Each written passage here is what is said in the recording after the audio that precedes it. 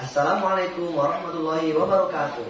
Hai teman-teman, saya Muhammad Garifal dari kelas 12 IPA 4. Di sini saya akan menjelaskan sedikit tentang sejarah politik luar negeri Indonesia. Nah, sebelum itu, apa sih politik luar negeri itu? Nah, politik luar negeri itu merupakan kebijakan atau peraturan suatu negara dalam menjalankan hubungan dengan negara lain, ya. Jadi kalau kalian lihat Indonesia berhubungan atau ada konflik dengan negara lain, nah itu diurusnya dalam politik luar negeri. Pada sejarah politik luar negeri Indonesia tidak terlepas dari sejarah Kementerian Luar Negeri, yaitu badan pemerintahan yang khusus menangani isu-isu yang berkenaan dengan keluarnegerian, mencangkup namun tidak terbatas pada hubungan-hubungan dengan negara lain, dengan organisasi internasional maupun organisasi non internasional, dan juga sebagai wujud kerjasama dengan negara lainnya. Nah, kawan-kawan, di sini saya dituntut untuk memilih pada bagian mana yang saya sukai pada sejarah politik luar negeri Indonesia. Ya, nanti saya akan jelaskan dan juga berikan kepada kalian. Pada periode yang sama, Indonesia terus-menerus mengadakan perundingan dengan pemerintah Belanda mengenai kemerdekaan dan juga kedaulatan Indonesia.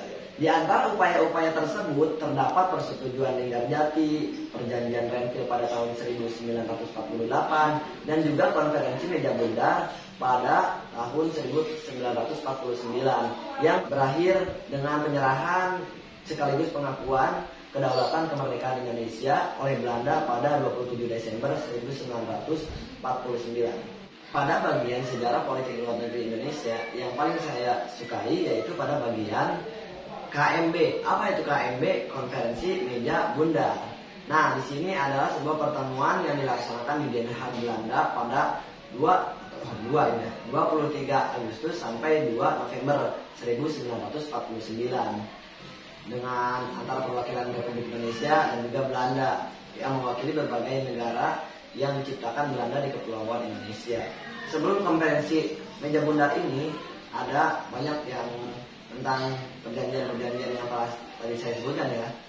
Nah, sebenarnya pada konferensi Meja Bundar ini Belanda sangat konyol menurut saya, ya, karena Indonesia sudah berhak mendapatkan kedaulatan dan juga kemerdekaan, tetapi Belanda masih tetap saja ingin melaksanakan dengan perundingan atau konferensi Meja Bundar ini, ya tetap endingnya sama saja tentang penyerahan dengan kesediaan Belanda memberikan dan juga menyerahkan kedaulatan kepada Republik Indonesia Serikat. Berikut penjelasan tentang sejarah politik luar negeri bebas aktif Indonesia yang telah saya jelaskan, dan tugas ini dibuat untuk memenuhi PTS pada mata pelajaran sejarah.